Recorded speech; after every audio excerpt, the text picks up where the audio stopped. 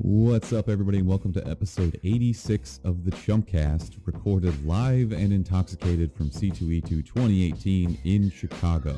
Mark and I spent all weekend being nerds at this convention and got to meet a lot of really cool people, some of which were actually crazy enough to talk into a microphone with us.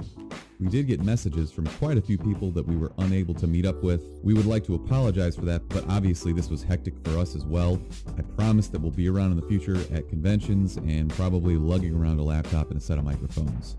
I did my best to get the audio from everyone we spoke to, but as you'll soon hear, it was kind of loud and some people couldn't seem to hold up a microphone to their face. We cut back and forth a little bit when we found new people, but we still got in a few segments as well as our review for the newest John Krasinski horror thriller, A Quiet Place.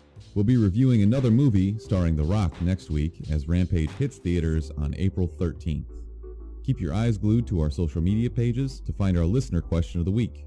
As always, you can call or text us at 847-920-6107. Leave a voicemail and you might hear yourself on a future episode. If you want to support us, we have merch available through thechumpcast.com. You can also use our Amazon affiliate link at thechumpcast.com/Amazon. iTunes ratings and reviews are always appreciated as well. Now, without further ado, enjoy our first attempt at a live on-site recording. This is what we're going to roll with. This is just what it is. All right. That's fine. We are live. That's fine. C2E2. We're here, 2018 C2E2 people. There was just a couple of Disney princesses snapping photos right behind me, and I got pretty excited for a minute. Okay. But I was more impressed with the Beast. It was the Beast that we saw with Emma Watson. Dude had that horns. Type of Beast. Yes. Dude had horns. Full-on horns. That is dedication. So like Mark said, we are live at C2E2 2018. We are trying to cobble together an episode because we are in the middle of this madness. We drank way too many Galaxy Heroes. Definitely. And we are going to do our best to snag people walking by live on the spot and broadcast them to you, because what's better than impromptu interviews? Probably nothing. What am I going to even ask them, Smithers? What should I ask them? You should ask them what their choice for a sitcom survivor would be post-Doomsday. Our review for this week is A Quiet Place starring Jim Halpert, a.k.a. John Krasinski from The Office. And it's a great movie. It's definitely worth seeing, which we will review later on. But I want to hear from people, which was our question of the week, by the way, what sitcom character would last longest post-apocalypse? By the way, you didn't even mention, this is my first podcast being back after my honeymoon for 2 weeks. And of course, I get thrown into this type of thing. I'm pretty overwhelmed right now with what's going on. Everyone's walking by me. Hey, Hermione, yes. Will you please grab a microphone? That's what you guys are talking about? We are talking about A Quiet Place right now, but Hermione Granger just walked up. So if you could put that microphone up to your face and just give us a hello. Do you watch The Office at all? Hello. Do you know who John Krasinski is? Oh, of course I know who John Krasinski is. Did you go see A Quiet Place? I have not seen it. It's only been Are out for you a day, interested? Smithers, so relax. So, yes, I have a little bit of a window. Awesome. Can Yes. you tell us about yourself, like why you're here, what you're dressed up as, where you came from? I came from, originally I'm from Michigan, Awesome. but I've lived in Chicago now for like 10 years. What part of Michigan? Grand Rapids. Oh, sweet. Everyone's kind of been there, but Not been there, though. They've never really been there. they've kind of like driven through there on their way to someplace not Grand Rapids. That's true. Yes. So I'm here as Hermione Granger today. I am a huge Harry Potter nerd. His girlfriend would freak out right now. Yes. If she saw I mean, you. I'm a huge Harry She'd be Potter super nerd, jealous, so- by the way, too. But Oh, yeah? Oh, sorry. But please, I'm not trying to start any trouble. No. What are you here to see? What drew you here? So this I've week? only ever been to one con before, but I now have a bunch of coworkers who are super into all kinds of different fandoms, and I Awesome. have been more immersed in all of those cultures. You know, I want to see more of the fandoms that I'm into, and I want to see more of fandoms that I'm not as familiar with and what's out there. Like, Artist Alley is amazing, and all of the vendors that are here, like, are you into all the comics and stuff, or I'm not into comics, and I just literally bought a PS4 like last week. sweet? So that's Good how move. new I am to that. Good move. At the ripe old age of 34. It's my birthday today, Happy by the birthday, way. by the way. Thank Happy you. birthday. Thank you. But, you know, I've been into Harry Potter for a while. I'm a huge Doctor Who fan and Firefly and sort of, you know, fringy fandoms like that. And it's like really cool to see everyone's interpretations of characters that they really love and other interpretations of characters that I love. I just went to a Harry Potter panel where we had like really good discussions about representation in the Harry Potter films versus the books, and new films that are coming out and the representation that is or is not being shown in those films. It was really constructive. I think it's fascinating that people that can be so ostracized by society as nerds or geeks can have such broad worldviews and connect with each other at the same time. Right. Yeah, you can have such amazing conversations with people that you've never met before about such relevant and important topics that you wouldn't necessarily expect. I think that that's amazing. Like, you sit next to somebody else who's dressed as Hermione and you guys talk about who the better Hermione is. or or how homosexuality is portrayed in films versus not portrayed.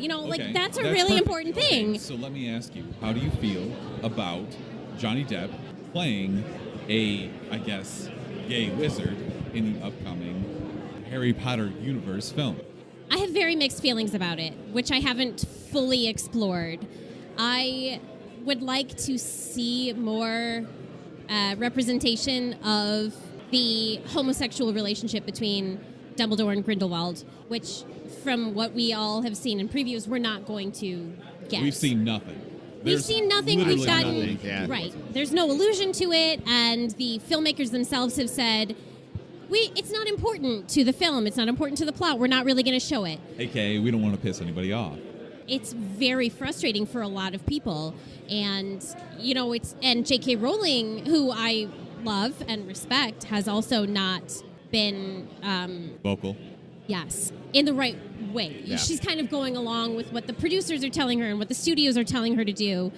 And on the one hand, I appreciate her position. And on the other hand, I think as the power behind this franchise, she could have such a strong voice and she could do so much for so many marginalized groups. J.K. Rowling is a literal billionaire, and she has a platform from which she can speak for the marginalized people. Yes. She literally has come out and said Dumbledore was a gay man. Yes. Can say the same thing about Grindelwald, and is not doing so because Universal is probably pushing back and saying, no, don't do that. So that's what you're talking about. That is what I'm talking about, and it's very frustrating. Okay. Very much so. I totally agree with you. All right, so if you don't mind me asking, what did you see today that you were most surprised or most enthralled by? That's a really hard question. A lot of this has been kind of overwhelming for me because this is only the second con I've ever been to, and this one is. I was going to ask you that. Is this your first C2E2? It's my first C2E2. I went to Wizard World a couple of years ago. This is much bigger than that. Yep. And there is so much more merchandise, and there are so many more interpretations of characters. It's overwhelming. Very overwhelming. It's very overwhelming. So I have been kind of just taking it all in a very, drinking from the fire hose kind of way. That's good. That's the best way to take in first, second, There's no really other way to take it in. I think it's great. So I'm here with friends who are cosplaying characters from The Adventure Zone, which is a Dungeons & Dragons podcast. Yeah. I'm not a Dungeons & Dragons player. I don't know this podcast. Really, get your shit together. Get out of here. I'm sorry. But so many people have stopped them to say, oh my God, you are so-and-so from a podcast where there is very little visual reference. Mm-hmm. The best thing about any convention is that no matter what you dress up as, someone will recognize. And I think that has been the most amazing thing. I have no idea. You're wearing a crazy hat and you have a spoon attached to your waist and everyone's coming up to you going, oh my God, you're Taco from TV. I have no idea what that is, but so many other people do. And are freaking out about it. And are freaking out because about it. Because they love it, because they don't see much of it. And they're getting to see it That's now. great. And it's not for everyone. It's for a select group of people who are fans of that, and that is totally fine. But you can find those people here. And I think it's so fun. And I've just been walking around oh my God, so-and-so from Firefly, and oh my God, I kind of recognize that from a video game that I played 2 times or And that's whatever. What's great about it. Yep. It's so fun, and It everyone's actually really brings back friendly. a lot of memories that you forget about. Yes, Oh my God, definitely. I just saw 2 Doug cosplayers. Like Yes. Doug that I Was it watched Quail when Man? I was... Quailman It does. was not probably. Quailman, it was Roger Klotz and Patty Mayonnaise, Don't Was he Tell Doug. green? He was green. Did you see him? Roger Klotz, I hate you so much. I know, but it was a really good cosplay. Well, thank you so much for coming in and joining us. Yeah. Do you want to plug like an Instagram or a Twitter or My Instagram is Justine K. That's it. I'm... at Justine K? Yeah. Justine, if you want to hang around, you're welcome to. Please. I mean... There are no more chairs, so we're kind of That's stuck here. cool. Your friends are probably like, what the hell My is she friends doing? are over there She getting has a mic Chinese in her- food. It's cool. If this makes me famous, that's totally cool. I can promise you it will not make you famous. Not That's yet. fine, but it is my birthday, and I'm just going to say that again. Good. Justine, So- thank you so much for joining us. Thanks. You're welcome to come back What are and discuss your anything. names and what is your... We are the CHUMPcast, and you can find Chump. us on Twitter, Instagram, The Facebook, CHUMPcast. anything. Amazing. Thank you guys so much. No problem. Please This come is really back cool. and say hello. There's our and stuff. That's thank you so that's much Rick and for Morty. sharing. I don't Rick and know if Morty. you watched it, but I yeah, haven't C2E2. watched yet, but Stickers if there I, and I'll be here all everything. weekend. So if I see you guys again, I might come back and steal your microphone again. Yeah. Awesome. Justine, we appreciate thank having you so on. much for joining us. Thank you. That was good. I'm so glad somebody That was actually good. stopped to talk to us. I was That so dove- worried everybody would just walk that- past that and be like, dove in oh, deep. fuck these idiots. Hey, Ryan, what is our post-apocalyptic question of the week? Apocalyptic. Yes. We want to know what sitcom character you guys thought would do best in a post-apocalyptic setting. Nailed it. I should be host now. Fuck you. Please, so knock yourself why don't out. we talk about you? Well, you have this sheet majigger here. We why got a don't really good response for this question, and I don't know if that just like, is it due to the sitcoms or is it due to people really getting behind certain sitcom characters? I don't know. I think it's because it was a good question and made people think. And also, we really appreciate getting these voicemails. Our first one is from Fluffy Fox Photography. She's our friend out of Madison, Wisconsin, I believe. But thank you, Fluffy Fox Photography, for putting All in right. a submission. So let's take a listen. And I'm definitely going to say Phoebe from Friends because she's very, like, go with the flow. So, like, the apocalypse comes, she's cool with it. She's like, oh, it's just the apocalypse. She grew up on the streets. She can do anything. And plus, you can totally picture her becoming the tribal leader of the new post-apocalyptic humanity with, like, face paint and skulls and a big stick screaming at people. Plus, she's super tall. And, like, for some reason, tall people are always, like, in charge in the post-apocalyptic movies. It's always a tall person. Plus, I mean, have you seen her run? Nobody's going to mess with that. So, yes, definitely Phoebe, crazy queen of post-apocalyptic Earth. All right, that's a solid submission. That's solid. I liked the argument you were making regarding most leaders are tall. That's kind of true, I feel like, for the Yeah, most so part. suck my dick, Mark. I'm No. taller than you. No, there's taller people. I saw Darth Vader just walk by. He was like 6'7". Holy shit. Are you a Friends fan? Honestly, not really. I never really got into Friends. I've never met a single man that said that their favorite sitcom was Friends. I feel like it's exclusively aimed at women. I'm totally open to someone convincing me otherwise, but I've just never seen it. You've never watched No, Friends? I've watched Friends, but Yeah. I've never seen I've never seen a guy tell me that their favorite sitcom is Friends. Yeah. I know why it's great. The humor in it is pretty spot on. I'm super out on the laugh track. The laugh track kills me. You hate laugh I tracks. just can't stand it. I don't need somebody to tell me when to laugh. You hate Big Bang Theory I don't like specifically because of Yes, laugh track. I hate Big Bang Theory. I don't like being told when to do something. We also got messages from our guy K-Deck. He texted in and said Barney Stinson was his choice from How I Met Your Mother. Okay. He's a master of disguise. He can talk his way out of any situation. Personally, I think that he would probably lose his will to live after he realized that there are no women left on Earth. Probably. Do you have experience with How I Met Your Mother? No, I don't. Wow. Good input, Mark. I've seen episodes, though. I know it takes place in a bar for the most part. He also suggested Taco from The League. Have you seen The League? Yes, I've seen Taco. I feel like The you were League. just saying that to appease me. No, but it's about fantasy football. Yes, I think I've watched Taco's the 3 better seasons. option. He doesn't give a shit about anything. He doesn't worry about his hygiene, and he's the master of the Naginta. Do you know what the Naginta is? It's like the samurai staff with a big old blade on it. Yes, I know who he is. He's the bald one, right? No. Oh no, definitely Taco's the he's not. the God stoner damn it. one. You have no fucking idea. He's the who stoner Taco- one. We also got a submission from @bpre16 on Twitter. Our guy Brent. He says Wilson from Home Improvement because no one else would ever see him, and he for sure has a fallout shelter because he is a super creepy guy in the neighborhood. For sure. That's a good one, Brent. So Wilson is obviously the dude whose face you never see. I think he's one of those guys that's like he's an intellectual, but he doesn't actually have survival skills. He's not Ron Swanson. No.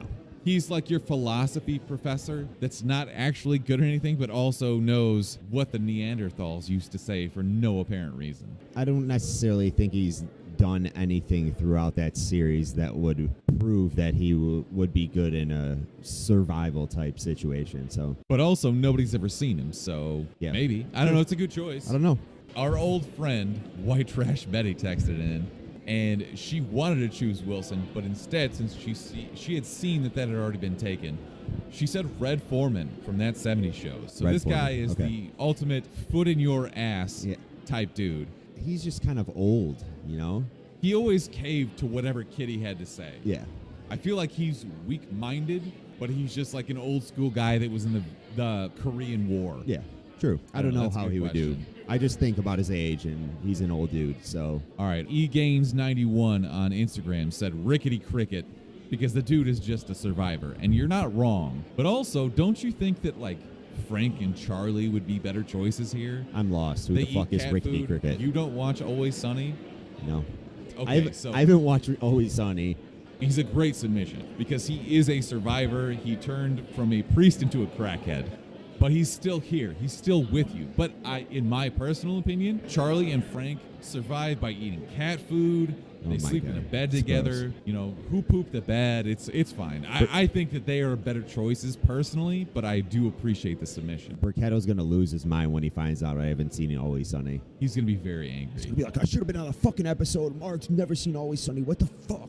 I think we get another voicemail from my friend Jared. Is that Yeah. true? Yep. Go ahead and play that shit. What's up, Chumps? It's Jared.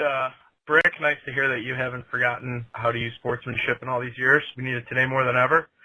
Sitcom characters in a post-apocalyptic, suck it, Mark, world. I think the first answer that came to my head was Dwight Schrute. Sustainable beef farm, lots of weapons, some weird-ass cousins to help him out. But then I realized he would probably invite some friends from the office to help him out, i.e. Creed Bratton, who's not really Creed Bratton because he killed a man and stole his identity. So I think Creed would probably kill Dwight and then tell everyone he was Dwight Schrute. He's got basically no heart, isn't afraid of anything, was a drifter, possibly slept with a few guys and girls, and I think he would do very well in the post-apocalyptic world. It's not so easy, is it, saying post-apocalyptic, you motherfuck. But, I mean, it is for smart people, but you're fucked. I heard you fuck that up at the end, Jared. So I do agree. This was my number 2 when I was thinking about who I would choose for this scenario. Buck Sleazy. Yes. Buck Sleazy. What is I don't Buck know what Sleazy? that is. Why are you yelling things at me? All right, some guy That's just the ran guy up who to us. brought in and his own beers. Okay. Some guy just Continue, ran I'm up. sorry. I don't know what the fuck that guy was on. All right, Jared. He's talking about Creed Bratton and Dwight. I think Dwight would immediately die. I think he's a better survivalist than Jim is, but that is setting the bar so low. Creed, though, is such a sociopath that he would absolutely psycho. live through this. He would steal any identity, which I think you mentioned. He is completely insane, so... That was one of the problems I had with this movie, is seeing Jim Halpert do it. He would be the first person to die. Pam would outlive him. And I think he's also good at hiding how much of a sociopath he is, so... Creed? Yeah. No. He doesn't hide it at all. That's the thing. If is you he don't get wears into it on his sleeve. conversation, you don't realize how much of a sociopath he is. By just looking at him, he looks like a normal old dude. You wouldn't expect it. Agree to disagree. We had agreement on this from Frank Rigg _art and former guest L.A. Brick, LABRICH, Lauren, Brick's sister. They both agree with Dwight. I personally think he would give himself away somehow. I don't know how that is yet, but I don't buy it on him. Creed is my guy from The Office to survive post-apocalypse. 100%. I can't even list how many people said Ron Swanson. He's the most obvious answer, right? True. I feel like that's kind of cheating Yeah. because he's already a libertarian survivalist. He's got cabins in the woods with traps set up so the zombies can't even get to him. It's too easy. That's a layup. Yeah. So, Mark, tell me that you have a better answer than all of these. I do, but before I get that, we had a pretty in-depth answer that I want to mention here. It came from Engine 26 Studios. Thank you for your submission. He ultimately picked Ron Swanson, but what he exactly said was, everyone dies and it's down to Carl Winslow and Ron Swanson. They fight to the death on a cliffside waterfall, like in Black Panther, but a trap net captures both of them, and we see Jim from The Office stare at the camera, the lone survivor. Costanza made it far too, though. So, yeah, Ron Swanson didn't make it out. It was Jim. Just give up. If Jim was the last man standing, I don't know how I'd feel about that. That's what this movie was, though. Yeah. My submission is a character for King of the Hill. He goes by Dale Gribble, also known as Rusty Shackelford. Pocket Sand. You can't really argue against this one because, first of all, he's an exterminator. He's also a bounty hunter. Yeah, and he's super paranoid about pretty much everything. He thinks everything's a conspiracy and everyone's in on something. That doesn't make him a good survivalist. He'll never turn his back on anyone. He'll never trust anyone. He was also so ignorant that his wife was banging another dude, John Redcorn. True. Obviously, he's missing out on some things there. That's true. All right, I feel like I've got you beat here. All right, go. My submission is Steve Urkel. Why? He's a scientist. Stupid. Why? Keep going. He's a fucking scientist who lived on the south side of Chicago. He knows how to stay alive. He's a genius. He's a nerd. He will absolutely outlast all of these people. He will find the weakness for these monsters immediately. He also would be a pushover. Nobody would take him seriously. Yes, he's smart. Who cares? If it came down to it and a bear came out or any monster or whatever was going on in the world, he would instantly die. He doesn't know how to defend himself. He would turn himself into Stefan Urkel, and he'd be fine. He would charm the pants off of whatever monster showed up. I don't know about that. You're wrong. All right, let's move on. Do you have a best man alive for the week? I do not have a best man alive. I have a best woman alive because once we get out of here, I'm going to try to go and see if I could catch this fight because Rose Namajunas. Post-apocalyptic. Namajunas. Rose Namajunas. She's Lithuanian, right? Or something like that? No. Rose is American. You're thinking that name, Joanna though. Jędrzejczyk. That name, though. I know she's American. Anyways, Rose and Joanna are going to fight again tonight for a rematch in a fight that I could not predict. I absolutely called that wrong. And Rose is a much bigger badass than I thought she was. Yeah, she's a super underdog. But it's going to be a good fight. We're talking about UFC 223, which leads me into my best/worst man alive, which is Conor McGregor. Oh, fuck you, dude. Please tell me how you can defend him and the stupid shit that he was just defending one of his good friends. From what I hear is his friend was cornered by a bunch of, Habib's dudes. So 4 days ago. Yeah. And so he flew out to do the same exact thing. So he was obviously fine. Yeah. His actions, I wouldn't necessarily say it was the right thing to do, but just for the fact, I'm not going to call him the worst man alive, just for the fact of him sticking up for his buddy and leaving Ireland to go defend one of his friends. Because this is so obviously a stunt that is so dumb. You're already not going to ever fight in the UFC again. It's so You don't think he'll ever fight again? He will never fight in the UFC again. They won't pay him for it, and he won't accept a lower dollar amount. Go away. Dude, I don't go away. care about you anymore. You've already got your ass kicked by better fighters than you. Don't go away. I'm done with you. I don't fucking care about you anymore. I hope you go to prison because you fucking suck. Wow.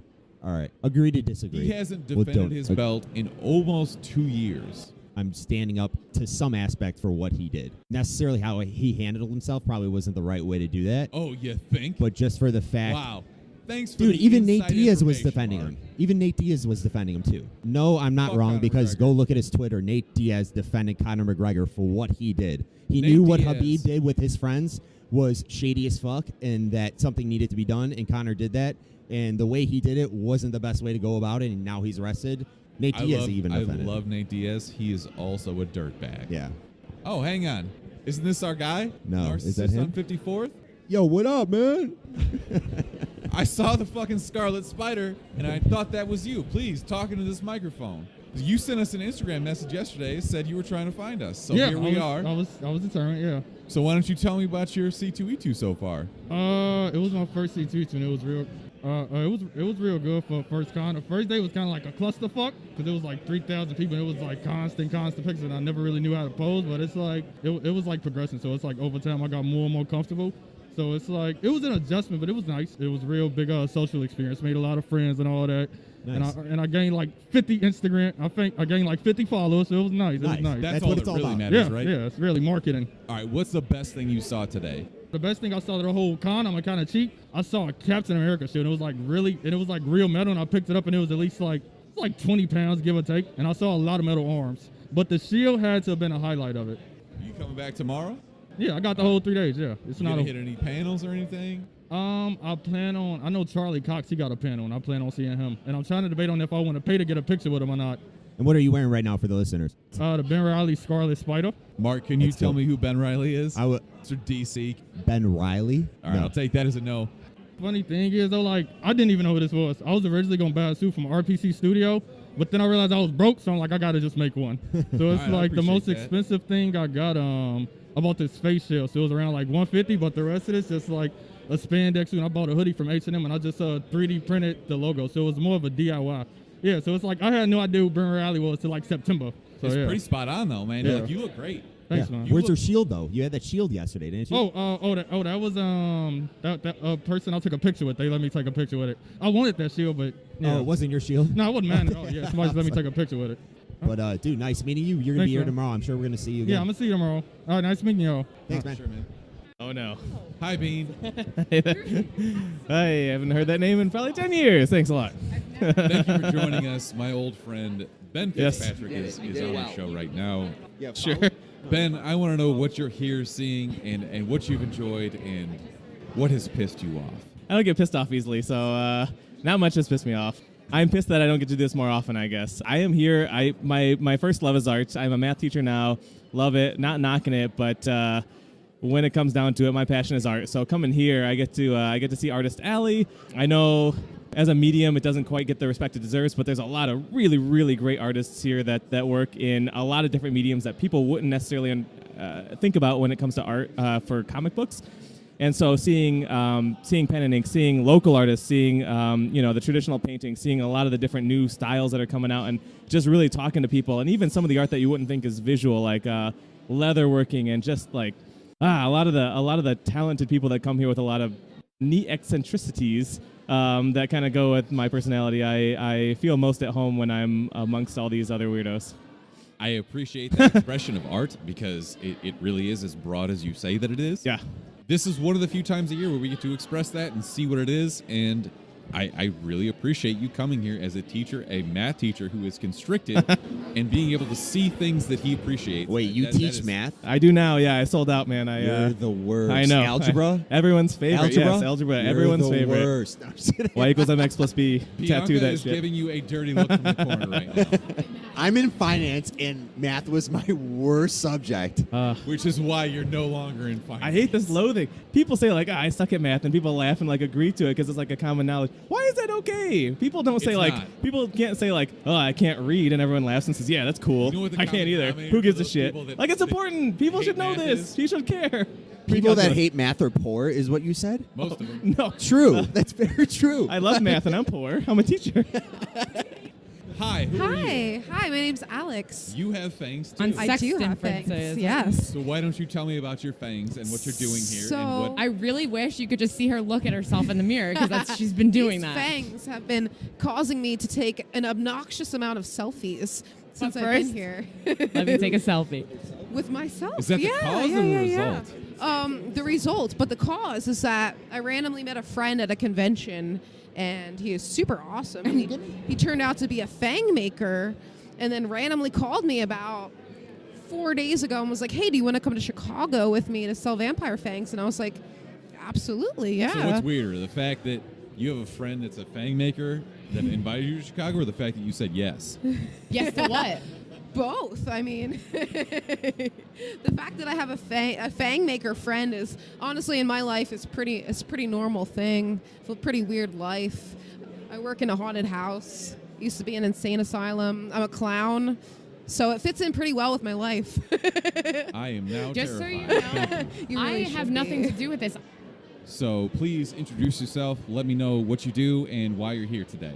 Well, honestly, why I'm here tonight is because I came to get dinner after C2E2. We like that about it. We happen to be here. Food That's was why really we're good. all Hi, I'm Horror Show Jack. We are at C2E2 selling customized fangs, selling our Horror Show bears and other twisted creations because it's not all bears. There's some bunnies. I like the bunnies. So also Godzilla figures, and my girlfriend does these awesome prints. Jason as a bear, Freddy as a rat, and we have prints of a replication of the painting from The Conjuring, Valak. This is So our it's first safe to say that you're like big into monsters, monsters, horror. I've been in kaiju. it till I was a little child, and it's now how I make a living. I went to college for audio Chasing the engineering. dream, right? Here I am at shows making fangs. Yeah, and I'll say I saw the fangs from some of the people that worked in your booth, and Thank the you. first thing immediately is I asked, where the fuck did you get those? How much did they cost? And how long did it take for them to get put in your teeth? The process is actually very simple. We're at booth 1544. You come over, you tell us what style you want.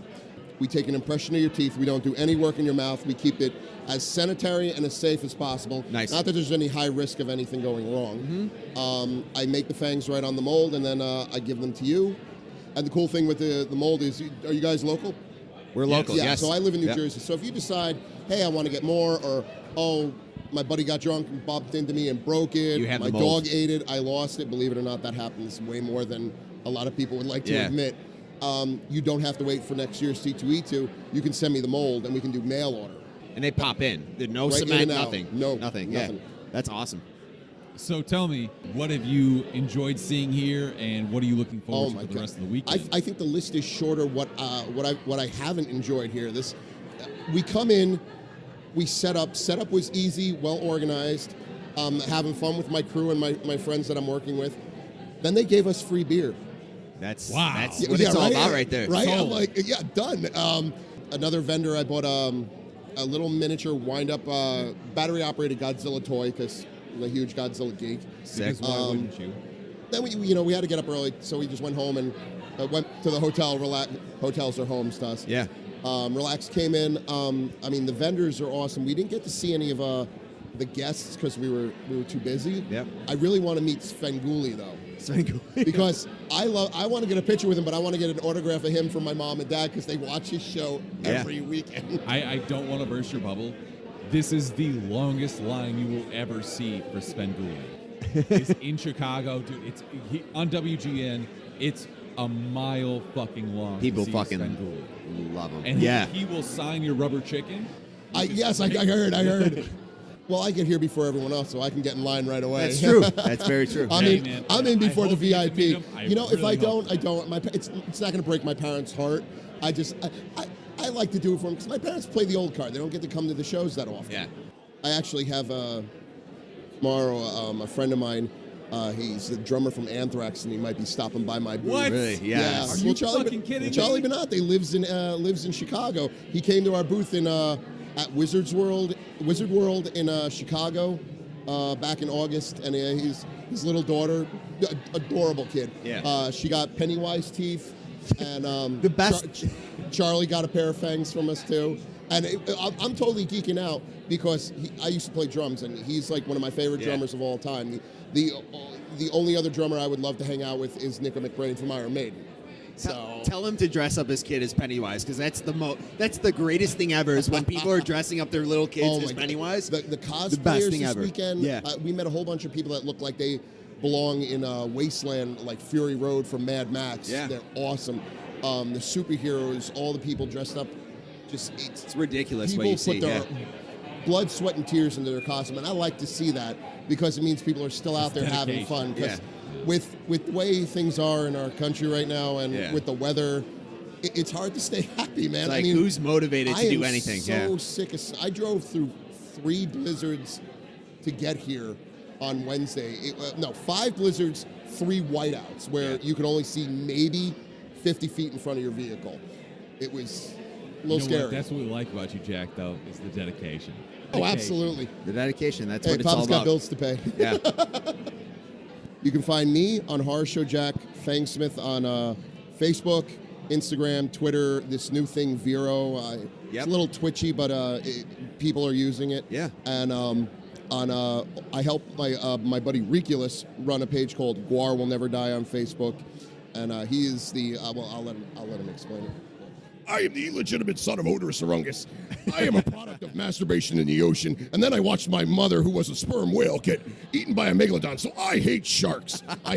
This is my clause, my get out of jail free, saying I have no affiliation with Guar yet because I can't find them. So I am live on Guar Will Never Die on Facebook on Wednesday nights. Yes. So come watch me, make fun of your stupid president, you miserable maggot-eating humans, and we will dominate your planet one day. All right. That's Perfect. enough out of you. That's a plug right there. That is a plug. All right, our movie review for this week is A Quiet Place. Jim Halpert. Currently at 97% on Rotten Tomatoes, 88% from fans, directed and mostly written by John Krasinski, a.k.a. Jim Halpert from The Office. This movie has an estimated $17 million budget, which will immediately be recouped, partially because of you and I. Early projections have this at $30 million on opening weekend domestically. Which is really good, but you also have to take in consideration how, where this was shot. The setting, there wasn't a lot going on. It was a house, it was a cornfield, and it was a waterfall, basically. And it was Emily Blunt, John Krasinski, and their children. So it's a pretty small budget, and I'm really not surprised that they're going to get back that much money from making this movie. It's safe to say 90% of this went to salaries, right? Because you got True. Emily Blunt. John Krasinski doesn't get paid shit, but he's married to Emily Blunt. True. So that's why she is doing this movie. Yeah. I mean, he did a great job. She did a great job. The kids fucking suck, but that's because they did a great job. Are those their kids? No, I don't think so. Okay. I think those are just actors. Because they're all dead. But fuck those kids. Just kidding. Not really. The plot of this movie is that Jim Halpert from The Office has survived the apocalypse remarkably. He has turned into this bearded woodsman, hipster, who moves his family from New York to somewhere outside Portland and refuses to wear a condom for whatever reason. He just keeps making Emily Blunt pop these things out. So essentially, he is dooming his family by banging his wife. And personally, I refuse to believe that Jim would be the one that survives without Dwight, Schrute, and Creed. Like those guys would totally outlast him. Dwight Schrute would outlast him immediately. What did you like about this movie? I liked actually what a lot of people didn't like about it, in that you're just thrown into this, and you have to accept what's going on. That it's a doomsday scenario. That this is the family. You understand they're trying to survive. You understand there's monsters out there that have obviously killed off most of the population. A lot of people didn't like that you don't have any backstory to this movie so far. We might get it in the next movie, but so far we have nothing. And that's actually kind of what I enjoyed. That's a credit to this movie. Yeah. From what I'm seeing in reviews, a lot of people didn't like that they don't have any backstory. Well, those people suck.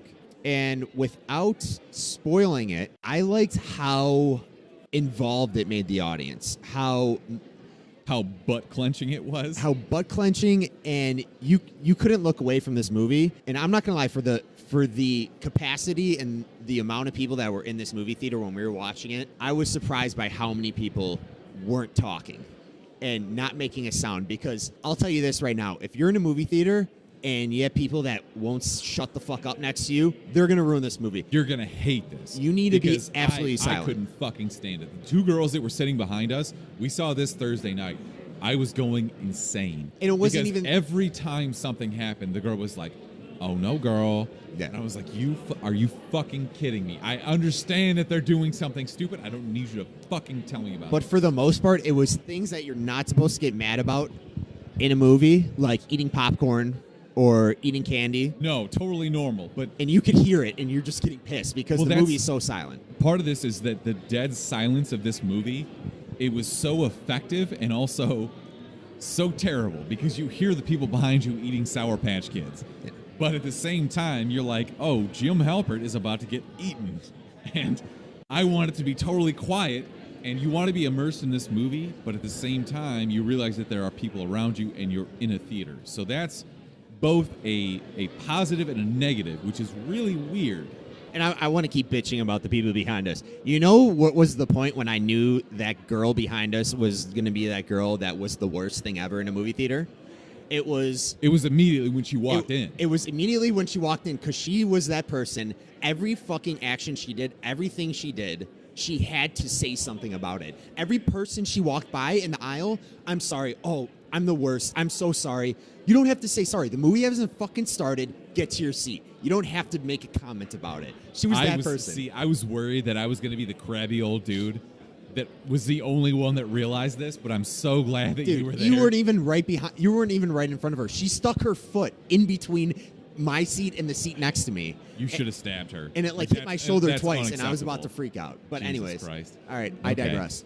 My favorite parts of this movie, the use of silence as a tension builder is absolutely excellent. You're really forcing Emily Blunt and John Krasinski to use their facial cues as just like indicative indicators of what is doing. going on. Yeah. Not only that, like the sign language is really effective, but it's not as useful as their facial expressions. True.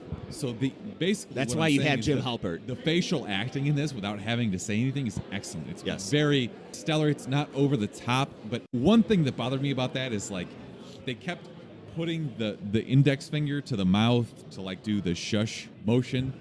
Nobody in this world needs to be shushed. Okay? Everybody fucking knows that if you make a sound, you're going to get eaten, right? It wasn't the mediocre shush. It was the one stiff finger, the pointer finger, just like on the nose. Look, John Krasinski has a huge on the nose, lips, like right? All right, and he's like shoving it to the side, pushing his nose out. I know. We know you gotta be that quiet. I need to be quiet, okay? You don't need to fucking do this for me, okay? Okay. I may disagree with you on this, but I enjoyed the fast start. The fact that they don't bore you with the exposition about what happened. I said I like that about it. And they just drop you in 90 days after whatever this event is, and they don't look back. So you pick up these clues from newspaper headlines and whatever other background shots, his whiteboard writings and whatever else, and they let you figure out what happens from there on out. I like that. I don't like being beaten over the head with a plot. Where it like shoots back to a military base and there's some general talking about what's going on, so we get some insight. Yeah, and I don't then need it shoots that. back to like John Krasinski. Yeah, that would be terrible for this movie. That would have totally ruined And that's this usually movie. how this shit goes. It's like they're trying to figure out how they're going to defeat these things. Which leads me into the all-around acting for this. Like I said, you pick up the clues. You don't need the exposition. There is very little speech in this movie, and they do an excellent job just conveying the point that you need to be aware of. Yeah. That is absolutely beautiful, and Emily Blunt, I think, is the one that carries this. No offense to John Krasinski. His wife is an amazing actress. Yes. He's very good, and he gets all the credit in the world for directing and partially writing this. But, dude, take a fucking backseat to Emily Blunt. But at the same time, I think he does somewhat take a back seat. I don't think it's all surrounded around John Krasinski. I think it's actually more Emily Blunt in this movie. She has the most captivating scenes It's pretty by much far. equal. It's pretty much equal, though. If you look at the amount of scenes she had and he had, I think it's pretty much equal throughout the whole movie. I agree with you, but I feel like her scenes were more impactful. I think that's also because John Krasinski maybe could have made them a little more impactful with his acting. I know what kind of actor he is, and I think he did a fine job, but she's just such a great actress where the scene she's in, any other actress may have not made it as good as she did. I think that's just a because credit of that to him fact. as a director for knowing that. Yeah. I enjoy that there are real stakes in this movie, and you see that from the jump. Immediately, you see that this shit is real. It's not. And people just like, die. Oh, there are monsters. We're going to get through this. It's fine. No, you die. No. I love that about a movie. I don't want you to fucking tell me anything more. Just show me. Yep. For me, this movie is as frustrating as it is awesome. And I guess that leads me into my points about the things that I didn't like about this. And that is that a horror movie shouldn't treat its audience as though they are stupid, and I feel like we kind of verged on that in this film. There are points where you're like, why don't they do the XYZ? Why don't they do, ABC? And it drives me insane because that's the one thing in a horror film that you cannot do. what do you mean by that, though? Because I feel like that's the cliche thing that every horror movie is. Why didn't you do this? Why'd you do that instead? You know, that's how everything goes in horror. So the sign of a good horror movie is not doing that. Okay, so name a couple. It, last year. Okay. And this leads me into a whole different diatribe. Some of the best films that we've gotten in the last year and a half have been horror films. Get Out, It, and this. And I guess I'm going to spoil my rating and say that this is fucking amazing. So far, this is my top, this is in my top 3 movies of the year. Yeah. I thought this was marvelously done. I think it's totally worth the watch, and you should absolutely go see it. Ignore the problems that I have with it because it's worth seeing, but it still has the syndrome of treating the audience as though you should ignore the flaws of their dumb characters. And I'll get more into that in the spoilers, but for now, that's just, it just is what it is. Basically, Emily Blunt keeps getting knocked up. How the fuck do you keep having kids in this post-apocalyptic scenario? I don't know. Can you do me a favor and say post-apocalyptic? Post-apocalyptic. Damn, I was practicing it earlier, I'm not going to lie. I was like, I'm going to come on this episode and nail post-apocalyptic. Boom, did it again. I guess if I'm going to talk about the bad on this, I feel like the obvious answers were ignored. The obvious responses to these monsters. That is my big problem with this. I also feel like the monsters themselves are like just a little bit derivative, not completely, but when I see them up close, I see a little bit of the Stranger Things Demogorgon. You're like, I'll fuck that thing up. Not even that, but did you see it at all? No, I Demogorgon, did. like the face opens up a little bit. Yeah, absolutely, absolutely. What didn't you like about this movie? So like you mentioned, there was a lot of instances where you're basically scratching your head at why would you do that, but for me that's typical with a lot of horror movies, so I wasn't going to initially get upset about that. I wasn't too fond of the children in this movie, to be honest. Oh, don't get me started. And that's hard for me because you want to like the children, but when the children are not just immature, but they're immature and just extremely idiots. stupid this movie should be for the called situation they're Kids in. Fucking ruin everything. Yeah, it's one thing when it's that, but it's another thing when they're fully capable of understanding the impact that whatever move they make next could lead to death, and that they do shit that I would never do when I was 8 years old or 9, and I knew shit was happening in the world It's where really monsters hard for me are to just bite my ripping tongue right apart now. people. I'm going to save it for spoilers. Okay. But Jesus, do I agree with you? Okay. Do you have anything else to say about this movie? No, the before kids you rate fucking it? suck, man. Give me an out of 10 score. Out of 10, I will give it an 8 out of 10. I totally agree with you. This is an awesome movie, one of the best movies of the year. 8 out of 10. From here on out, we're going to spoil it. So check the show notes, and you'll see our spoiler times. But be sure to stick around afterwards for our recommendations for the week. Boom. So why the fuck are they still having kids? I don't know. And let's just talk about their youngest kid in the first 10 minutes just getting Ray Lewis'd by a fucking monster and just split in half, just tackled in half. Like, oh my God. You know what would have made that so much more enjoyable? If the people behind us had kept their fucking mouths shut. But I will say that is besides them, everyone was for the most part, pretty quiet throughout the whole movie. That was within the first 10, 15 minutes, the first time everyone actually had a reaction and like said something or did an ooh or an ah or just like, what the fuck? There are going to be a lot of reactions from the crowd in this film, and you're going to hate all of them because it's going to be super quiet, Yeah. and you're going to be exposed to all of them. Yeah. And that sucks, but it's okay. It's you're going to okay. get through this, okay? It's worth seeing in the theater because you get that wraparound experience. But Jesus, do I hate other people? And let's talk about their first child that dies in the beginning, their youngest child. Did you feel bad for him? Not really. But I also Neither did I. That was the start of me hating the other child, which is the oldest The sister. little girl? The oldest sister, Oh, she yep. sucks. So I'll sum it up. Basically, they were scavenging through a store, and the youngest child found a space shuttle that lit up and made sounds, whatever.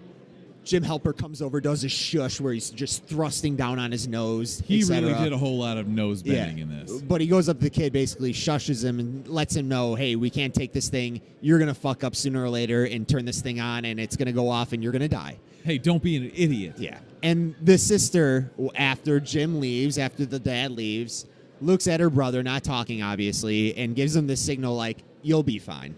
Go ahead and take it. So Yeah, and that works out really well for everybody. So 5 minutes later, they're walking up to their house over a bridge, and yeah, the kid stops, is fiddling around with the space shuttle toy, turns it on, the thing lights up, and starts making fucking sounds. And yeah, like I said, this fucking monster was Ray Lewis. It just immediately tackled him in half, pretty much, is what happened. Can I get your take on what the monsters look like? Did you approve of the layout of the monster? Is it? I'll give you the best description right now. A Demogorgon praying mantis is what it was. 100%. Right so there. it's derivative, right? So Yes. You agree with me that it's not Had super original. It had long, sharp, praying mantis type arms. Yes. And it had a face that opened up like a Demogorgon. The daughter in this movie is such an asshole. She's just a terrible person. I understand that they're kids, but either you want to live or you don't.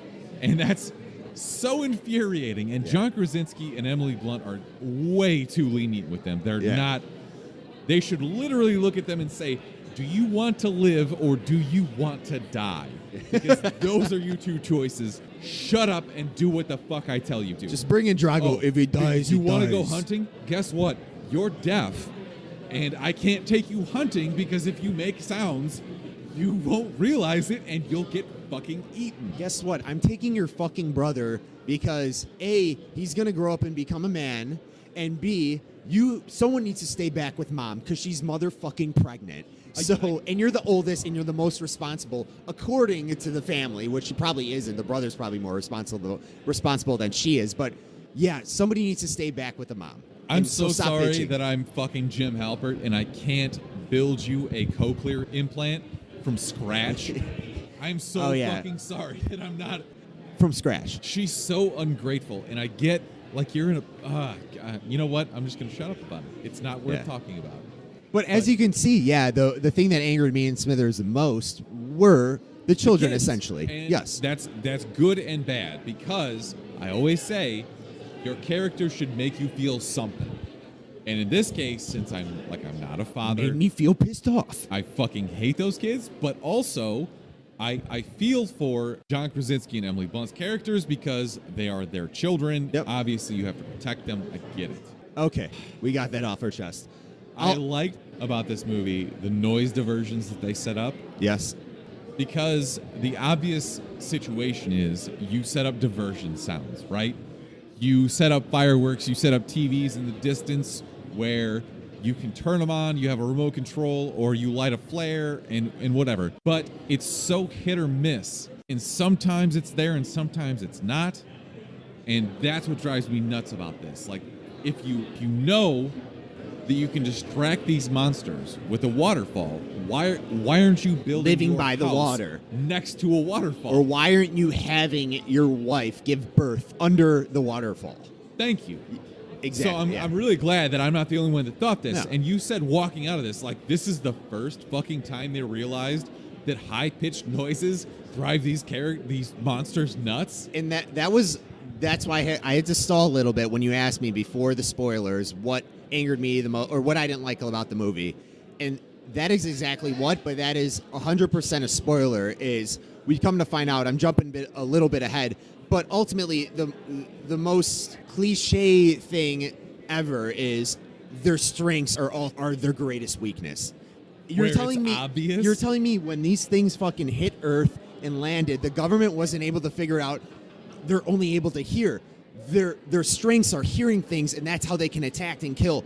Maybe their weakness is if we created some type of pitch or did something that fucks up their ears and their hearing. It's not even that. It's like eventually they would run across a high-frequency noise. Yeah.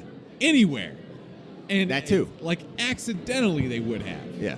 I really struggled with this because I really did love this movie. But I'm so sick of horror films treating the audience like they're dumb. Don't you think it would have been better for the characters to be in like downtown New York? Don't you think that would have been safer? Probably. Otherwise, they're in a cornfield and you can't see where the fuck they're coming from. Why aren't they in like a soundproof studio? Yes. And the whole problem in this whole movie is that the problem was solved too easily. Not too easily. It should have been solved easily. Yeah, is what it I'm should have saying. been solved. This should have more been figured quickly out than it was. by the government within the first 10 minutes. These things have fucking hit Earth. Well, and that, No shit. and like the entire newspaper thing where they say, "Oh, these monsters are invincible," until you are exposed to a high-pitched noise and then a shotgun shell to the face kills them.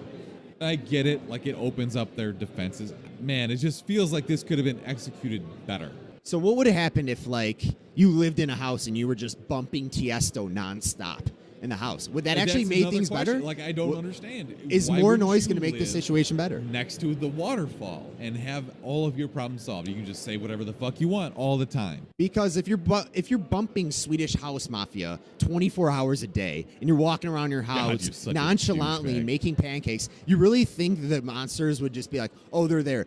They'd be there for 5 minutes. It'd be so loud. Everyone would be fist bumping, and they'd be like, all right, let's get the fuck out of here. We're not seeing anything. Like, Well, that was my other question is why don't you just set up like a giant PA system constantly pumping house music just to distract the monsters? It doesn't make any sense. just levels, nonstop. Sandstorm. Yeah. That's a throwback right there. Well, that's what I'm good for. It's really saying something about the current state of films when 3 of the best, 10 movies in the last year and a half have been horror films. Definitely.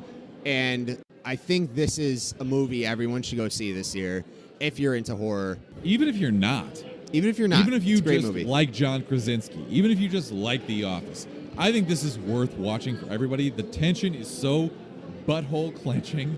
And thinking about it, you can be mad about these kids. You can be mad about the situations they put their parents in and what they were doing to be stupid. But in the end, if I was in this situation, I would be the guy eating pita chips and hummus and immediately get splattered against the wall by these monsters. Is that the dumbest way you would die? Yeah, I would be slowly dipping my pita chip in a nice fucking hummus and just slowly biting down on it and just like your mouth is closed, but immediately you're still making noise. obliterated. Yes. I think mine would be like I just fart in my sleep and I'm murdered. How do you avoid that? There's a 0% chance that John Krasinski doesn't fart in his sleep. Imagine just getting your asshole ripped apart because you farted in your sleep and the monster found you because of that noise. Dead. Cool. Good movie. Go see it, guys. I like the actor. I like John Krasinski in it. I liked Emily Blunt. Kids, whatever. It's still very well done. And it keeps you very engaged. And all the problems I had with it were immediately after I got done watching the movie because it keeps you engaged where you're not thinking about problems throughout the whole movie. You're just so engaged with what you're watching. And then after the movie, you'll start to realize, like, yeah, that situation was a little fucked up. I probably wouldn't have done that, etc. If you can watch something without overanalyzing it, you'll be fine. Yeah.